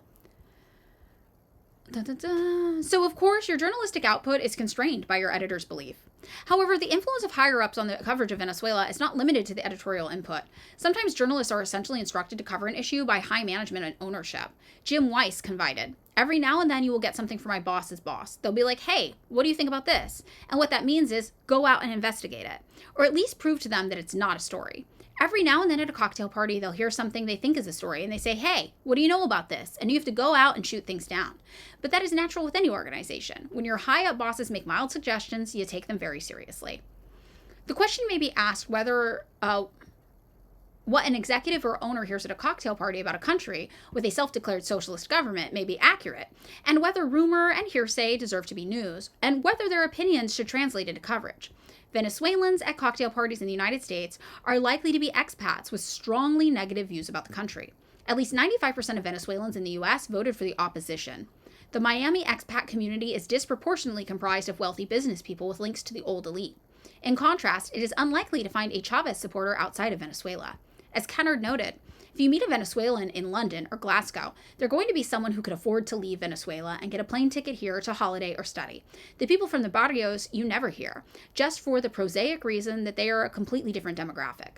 When you talk to them, they're a displaced elite. They've had their power taken away from them. They are not going to be happy about it. Did it say 95%? It said over 90%, right? Yeah, at least 95%. And remember, when we were talking about how many people, for example, supported Machado, right? It was 9% of the Venezuelan population. So this is why when you hear from Venezuelans, right, Venezuelan Americans in Miami, 95% of them love the opposition candidates. But it's completely flipped to the figures in Venezuela. So when I had that conversation with this guy on TikTok yesterday, I think, and he was like, whoa, what do you mean only 9% of Venezuelans support Machado? My wife's Venezuelan, but he lived in the United States, so she was Venezuelan American. And all of her friends and family from Venezuela love Machado. Far-right fascist extremist, right? He was genuinely surprised. And he wasn't being an asshole. He was like, can I learn more about this? And I was like, yes. Yeah, that is why we say that Venezuelans living in Miami are not fit to speak for Venezuelans living in Venezuela. And you'll hear a lot of people from the Venezuelan diaspora in the United States and Europe, etc., say things like, well, those are just Chavistas. And it's like, well, yeah, most of the island is Chavistas. Most of Venezuela supported Chavez and supports Maduro, which is really, really interesting. You've seen Chavez supporters here in Chile. That makes sense, I think, given Chile's political unique history, too, with colonization. That's cool, though. The expat community, known to be bastions of hardline conservative anti-Chavista sentiment, also directly contributes to what news and opinions are shared about Venezuela.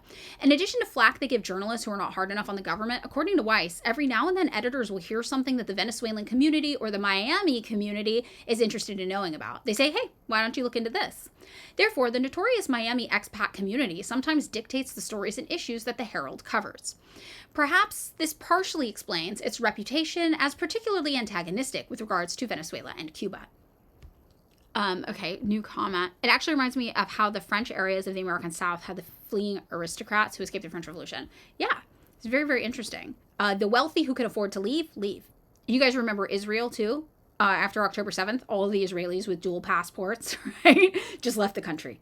And a lot of people who are indigenous to other areas of the world were like, that's not how indigenous people act, right? This is a specific class of people who have the means and resources and desire to leave when shit gets real, because they were just there to profit to begin with. Oh, they're still leaving. Good. Very interesting.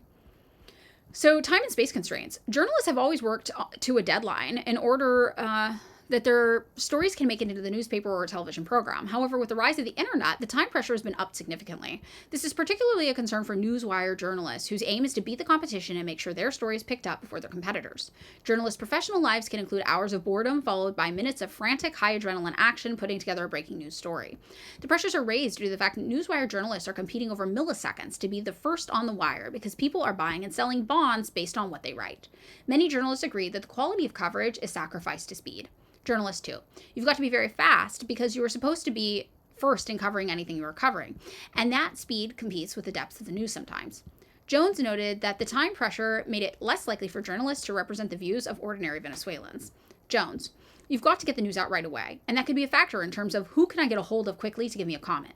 Well, it's not going to be Juan or Maria over there in the barrio because they don't have cell phones. So you often get a guy like anti-government pollster Luis Vicente Leon on the phone very quickly. And that raises the question of how can a journalist really challenge a narrative if they only have a few minutes to write a story? In the era of 24-hour news and internet journalism, there's a heavy emphasis put on speed. This emphasis has the effect of forcing the journalist to stick to tried and tested narratives and explanations, reproducing what has come before. The importance of being first to print also means that journalists cannot go into detail either, leaving the content both shallow in terms of analysis and similar to previous content. Kennard summed it up. Even if we were inclined to challenge dominant narratives, there's no time to do it anyway. If we're on the deadline and we have 5 minutes to write a story, we can't go into some extensive analysis of why some term that is used by everyone is wrong. In addition to this, journalists usually work to a relatively small word limit of only a few hundred words. This further reduces their ability to challenge running narratives. Herman and Chomsky argued that the effect of concision, having to produce brief pieces of media, I don't know why that was so hard to say, has the effect of regurgitating stereotypes and well-trodden narratives. How can somebody cogently argue against a dominant narrative in 400 words or 60 seconds of airtime? Concision has the effect of limiting debate, as views that depart from the standard hegemonic running narrative cannot be fully articulated in a few words or seconds. Are you guys thinking about short-form content and how this does this too? A TikTok, a tweet, and how it has the same effect? It's very, very interesting. Oh my God, Lumpy Louise, hi. Yes, and I saw Donald Trump talking about Cuba too, and Colombia. And Marco Rubio was talking about Cuba. Donald Trump was talking about Colombia and Mexico. It's absolutely batshit. In contrast, arguing for the hegemonic worldview is much easier as the journalist can draw a reservoir of background knowledge and assumptions about the country. Therefore, what we find in the media is many of the same tropes, ideas, and facts repeated over and over again. Journalists operate under a standard capitalistic framework. The question they ask themselves is, will this resonate with the readership? If their stories resonate with readership, they get clicks, which drives up audience numbers and profit. Today, many organizations employ increasingly sophisticated algorithms to track what audiences search for online and to suggest what topics news articles should cover in order to generate the most popular content. Unfortunately, this has led to increasingly alarmist, exaggerated, or simply fake stories being published by supposedly trustworthy sources. Think about all of these news sources that just post Radio Free Asia bullshit about Asia, for example. It's absolutely deranged. Hi, Amy Goodman's peace sign. We're reading from Alan McLeod's book, Bad News from Venezuela. It's about the media's role in basically misrepresenting facts about Venezuela. It's pretty good. So, I don't know. Do you guys want to keep going, or should we move on to a different subject? You guys can read more of this on your own. It's obviously very, very interesting.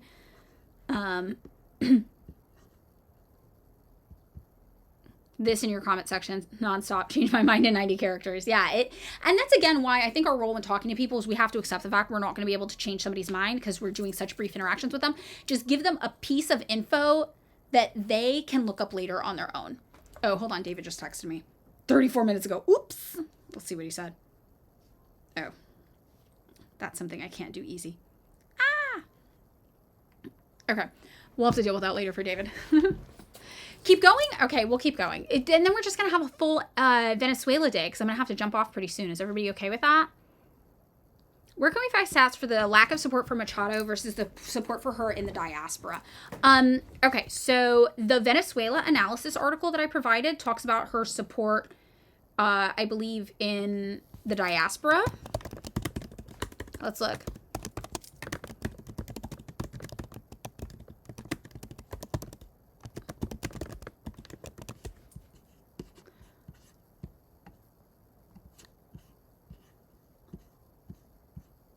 I'm going to give you the easy one to find is from the Hinterlaces poll. So it's hard for me to copy and paste links in. So if you want, I'll do a tiny roll. I'll just start doing that as a matter of practice because then I can type it in pretty easily. So this is for within Venezuela. So this is the one that shows that only 9% of people in Venezuela support her. And copy. Sorry. Oh, I can't copy. I'm so dumb. All right. 53ZFEVBA. All right. So that is for this article. 91% of people in Venezuela have an unfavorable opinion about Maria Machado. Now, then lots of Marxists in here. We love readings. Yeah. Okay, so then I believe the Venezuela analysis article was the one that said that she had a 95%. Oops. This wasn't it, though. Where did we see that? Chat, does anybody remember where we saw that 95%?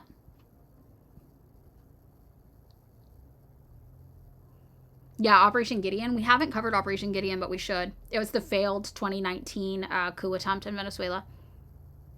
It was in the book. Thanks, guys. Okay, so here we go then. It was in this book that we were recommending. The pinned link is there again. No, that's the thesis. The book link, the thesis is also good. The book link is... Oh no, my Alexa's going off. My government monitoring device is yelling at me. This is the book. Yes, Bisco Witch. Yes, yes, yes. Okay, so we'll do a little bit more, and then I'm gonna have to jump off soon because David's coming over for us to record podcast, and then I'm doing Collective tonight. I'm doing Boys Club on Collective tonight, so my work day is gonna be cut a little short. Speaking of Lumpy Louise, So you guys will see us over there if you join. All right. So wacky stories, fake news, and clickbait. We saw in chapters 1 through 5 that there's a great deal of salacious, outlandish stories of dubious veracity about Venezuela in the Western press. Even journalists who produced this content were rather critical of it. Girish Gupta. A lot of journalists complain to me that clickbait is what they are being asked for, and they have to do it because they are contracted by the company to do it, and that is a big problem. This is also true when we talk about North Korea, for example, very, very similar, and Alan McLeod writes about North Korea in a similar vein as well. He talks about it with North Korea, too. Clickbait is a pejorative term for sensational or provocative stories designed to pique the reader's interest. It's generally considered a cheap trick in the profession. However, in the drive for more views and shares in the competitive marketplace, there was a tendency even for highly respected news organizations to sex up their stories with catchy titles. Even the BBC, which carries no advertising, told its staff to emulate BuzzFeed and produce clickbait to generate page views.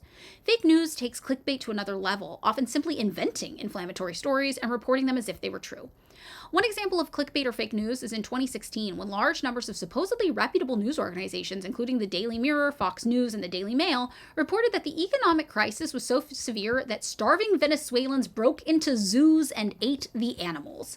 And, your average American probably believes this shit is true. They're probably like, Venezuela's under a dictatorship. They had to eat animals in the zoo. Absolutely ridiculous claim, right?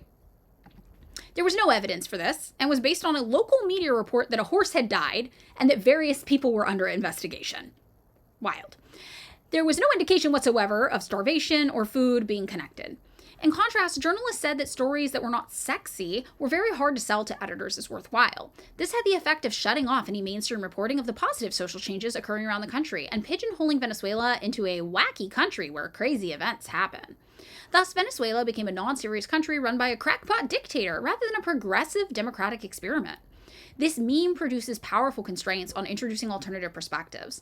As a result, no evidence is needed in order to claim Hugo Chavez is a dictator because it is part of the running narrative. Indeed, some journalists spent an entire article arguing that he was democratically elected, something that should be redundant, like spending an article arguing David Cameron is a conservative. To describe in an offhand manner President Barack Obama as a dictator or David Cameron as an authoritarian strongman would be considered a grave breach of journalistic rules. Yet this is the power of the running narrative. Ideas that go against it are discarded, ridiculed, or attacked because they do not fit the established meme. Davies describes the danger of the meme. The unstated consensus assumption becomes particularly dangerous when it becomes part of a running narrative, so that media outlets are trapped by the story they have told so far, unwilling to allow uncomfortable facts to become part of the story. For all of this, however, it does not explain in great detail the coverage. Journalists like Owen Jones and Sumas Milne argue against the established narratives and present the country in a more favorable light. It should be noted Jones and Milne are both well-established journalists in high positions and are very well read. They would therefore have more leeway to argue against the editorial line than many new journalists who have to fear being sacked as newspapers continue to cut staff. I think this is really interesting too. How they're like, the papers are forced to compete in capitalism, which is driving just more bullshit, fake news, half-assed clickbait fuckery. Cuts, and more cuts. Newspapers, television, and radio have all suffered sharp drops in audience members, leading to a worldwide phenomenon of wholesale cuts in staff. Furthermore, the advent of companies like Google AdSense has enabled corporations to directly target the exact audience they want, bypassing media organizations, leading to reduced advertising rates across all platforms. Okay. I'm going to have to jump out of here probably now-ish, but I love this book. I think it's interesting. And before I leave, do you guys want to do any discussion, any thoughts about this, and how it's impacting what people think about Venezuela, and two, how we, as a community that knows better, fights back to defend the people of Venezuela and their socialist revolution? Like, we have to talk to people understanding that this is the shit they believe. So how do we tell them, hey, that's not real, right, if we know they won't read a book? The Thinking Saber Cat. The funniest part of propaganda about Venezuela was the second season of Jack Ryan, extremely loosely based on the Tom Clancy character, with the guy in the office as it had Venezuelan coup season arc in 2019. So this is actually my partner in New York. I always joke they're really bad at telling a story. They just say a random sentence out of nowhere, and I'm like, what the fuck are you talking about? And we're long distance, so it affects how we communicate with each other. This makes sense because out of nowhere I got a text yesterday that was like, and you know what? Fuck The Office. And I'm like, girl, what? What are we fucking talking about? But you have just given me the context to understand why my partner texted me that. I'm like, oh, okay. This makes sense. This is very interesting. Fuck The Office. Fuck Jim from The Office. Yeah, so like, what do we do? People genuinely believe that Maduro is a dictator. You know, it's like we can recommend people read Alan McLeod. We can be like, you should talk to somebody who actually is well versed in this and how the media operates. You know, but it's hard. How do we get through? It's easier to do leftist journalism outside the USA. I imagine some places, obviously places that have more left-wing politics, but Europe, I know, is there's a lot of anti-communism everywhere. Certain places in Latin America that have been kind of destabilized by the United States and are now under our I don't want to call it wing, but under our control. They also have a lot of anti-communism. We were supposed to talk about Operation Condor, but we didn't have time. But Operation Condor, the effects of that loom large in Latin America, in South America, you know, in Europe as well. So, yeah, there's anti-communism everywhere. I've been trying so hard, but this specifically is really bringing out the liberals who think I'm anti-human rights because I'm against the USA kidnapping Maduro. And it's hard because you have to convince the liberals, like, do you know those human rights orgs are part of our foreign policy? They exist to tell us our political enemies are bad, evil people committing human rights abuses. So I don't know. I think it's kind of interesting, like, to talk about maybe the politics of who we decide is a dictator and why. Maybe it seems really convenient that the people we call dictators are all people who have a bunch of oil and they don't want to give it to us, huh? That's kind of weird, right? You know, that kind of stuff might be useful. Oh yeah, we can do a raid at the end of the stream. You guys should tell me where to send everybody. Yes. Chavez, yeah. People hated Chavez. The United States tried to do coups on Chavez as well. People talked down on the Chavistas. Yeah, when we kidnapped Hugo Chavez, yes, Virgo's correct. The people rioted so much we gave him back after 2 days. Yeah, that's correct. You know, and the people of Venezuela might rise up in the same way. But I think the United States has really perfected our stratcom, our propaganda, our messaging, our media. Like I said, even liberals agree that Maduro was a dictator. Maduro was a dictator. And it's hard to know how to push back against that. Right? How do we prove these sources you've given are credible? So Alan McLeod has a PhD in sociology from University of Glasgow. And he's also written several peer-reviewed academic texts. Right? So you can look up his peer-reviewed academic texts, and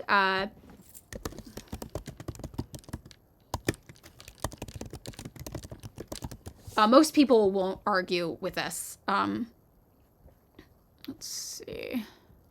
That's his thesis. This is all...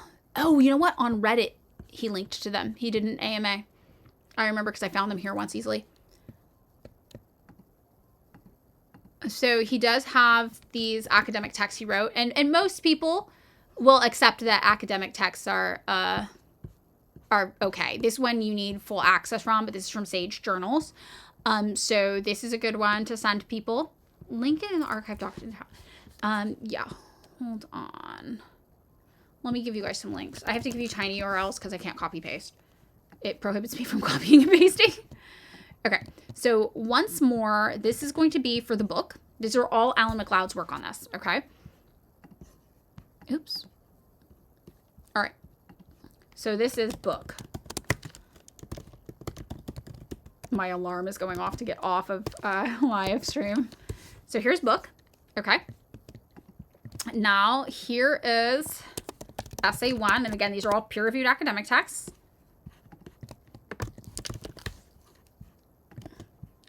So most people aren't going to argue with somebody who has a doctorate in this. Americans are stupid, but they're not that stupid. Which is funny, because you'll meet some people with doctorates who have fucking ass politics, but whatever. Liberals like it. Liberals think of themselves as more enlightened than they are, so, you know.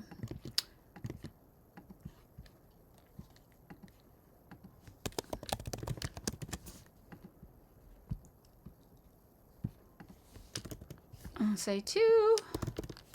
And this will be our parting gift, me leaving you with these guys, so we can try to figure out what gets through to people. Maybe tomorrow we can talk about what we've done online that feels like it works. You know? Have a little regroup. Be like, what are they responding to? What are they not? Because we got to talk to these people.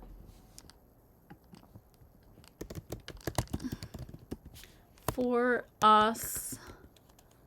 2, 6, 5, CU7. That link won't open? Really? Hold on. Just a sec. It's so hard to do this. Why can't I just copy and paste? It's crazy. Yeah, fascists have degrees too. That's what I'm always like. Milton Friedman had a degree in economics. It didn't stop him from ruining Chile. Like, that doesn't really do anything for me. Was it this one we didn't get? Good answer, Valkyrie. Good job handling that weird troll.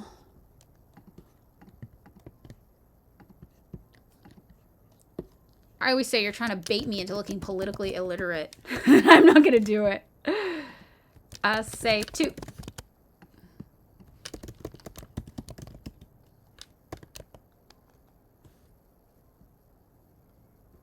Unable to load. I'm going to try it again. Yes. 3UVZE.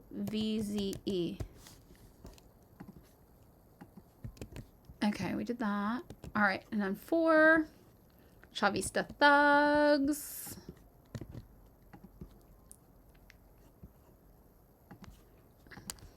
Okay, SA4. They always come at you with some, like, weird, like, distractions. They're like, maybe it's your location, Bisco Witch. Maybe your location's blocked from it. I wonder if it has something to do with that.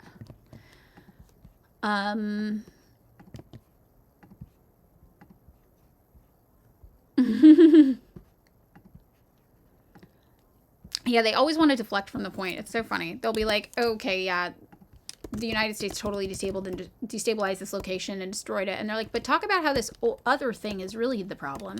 Like, why? Leave me alone. Oh, it was a browser? Okay, yay! Real mute as a mod. Oh, Virgo, yay! Whee! Okay, so here they all are. Circedo, hi. We got them all in. Okay, I'm bouncing off, unfortunately, Circedo. I'm about to leave. Where should we send everybody to? Also, is that something Virgo can do, or do I have to do it? Who's online? Who do you guys want to... Who do you want to raid? Rob Rousseau? Tiniest Boop? Let's do that. Bye, Ginger Trash Pan. JG Mule? Oh. Aw, thanks. Hug Fork, I will. Okay, yeah. If Virgo's a channel editor, they can handle raids. Do you just do... Oh, yeah, I have to remember to get David thesis. You just do a / and raid, or how does it go? Do I have to Google it? I'm Googling. Unless somebody else knows. Bye, guys. / raid space username. / raid... Oh, I can't fucking copy and paste. Jesus. Just a mod editor. Oh, okay. I'm so sorry. Okay, who are we? Should we do Rob Rousseau? I don't know who these people are. Is this it? Rob Rousseau? Yeah. Rob Rousseau. Okay, we're doing it, guys. Did I do it? I used it. Yay! Okay. All right, guys. Ooh. All right. Okay. Bye, guys. I'll see you tomorrow.